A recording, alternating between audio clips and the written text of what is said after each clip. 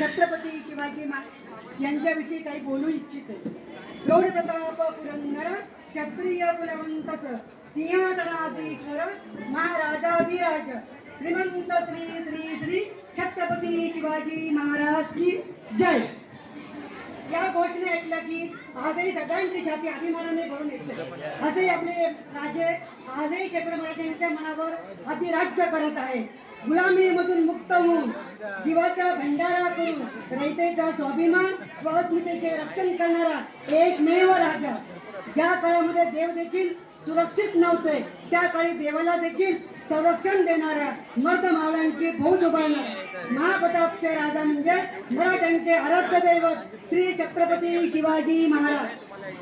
कोटी देवांची अब्जावधी मंदिरे असताना पण ज्यांचे एकही मंदिर नसताना जे अब्जावधींच्या हृदयावर अधिराज्य करतात त्यांना छत्रपती शिवाजी महाराज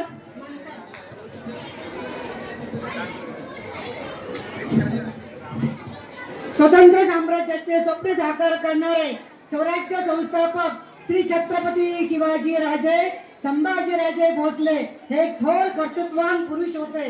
आज आपण ज्या महाराष्ट्रामध्ये राहत आहोत तो महाराष्ट्र म्हणजे काय? तो महाराष्ट्र म्हणजे शिवरायांच्या विचारांचा, जिजाऊंच्या संस्काराचा आणि शंभूच्या पराक्रमाचा साक्षीदार म्हणजे माझा हा महाराष्ट्र. आणि याच महाराष्ट्राच्या मातीत 19 फेब्रुवारी 1630 रोजी एका रत्नाचा जन्म झाला आणि ते म्हणजे छत्रपती शिवाजी महाराज.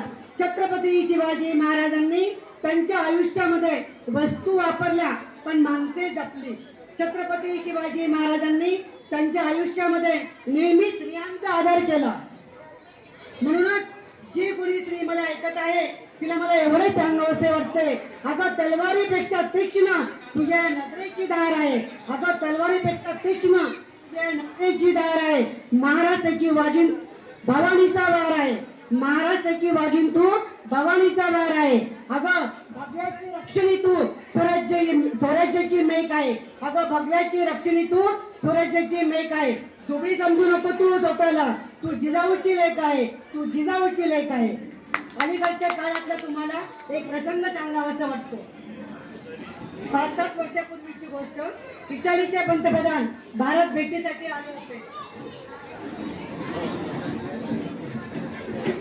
तेव्हा त्यांना विचारला, तुम्हाला प्रेमाचे प्रतीक असलेले ताजमहल बघायचे की सोन्याचे प्रतीक असलेले गोल्डन टेम्पल बघायचे? तेव्हा इटलीचे पंतप्रधान म्हणाले, मला तुमचे प्रेमाचे प्रतीक असलेले ताजमहलही नको आणि गोल्डन टेम्पल असलेले सोन्याचे प्रतीक असलेले गोल्डन टेम्पलही नको. माझ्या देशात ज्या राजाचा इतिहास शिकवला जातो त्या राजाचा रायगड मला बघायचा आहे.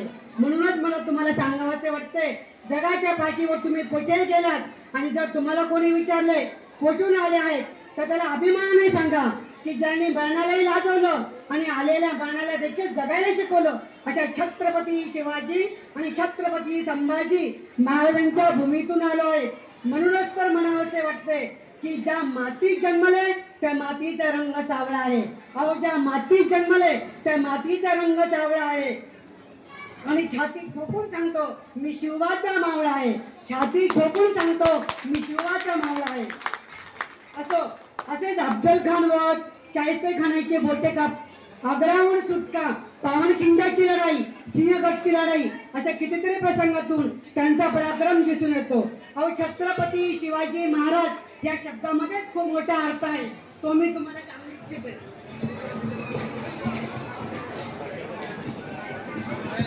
छ म्हणजे 36 हत्तीचे बळ असणारे, त म्हणजे त्रस्त मोगलांना करणारे, प म्हणजे परत न फिरणारे, ती म्हणजे तिन्ही जगात असणारे, शी म्हणजे शिस्तप्रिय, वा म्हणजे वाणीचे तेज, जी म्हणजे जिजाऊचे पुत्र, म म्हणजे महाराष्ट्राची शान, हा म्हणजे हार न मानणारा, रा म्हणजे राजाची हितचिंतक, ज म्हणजे जनतेचा राजा.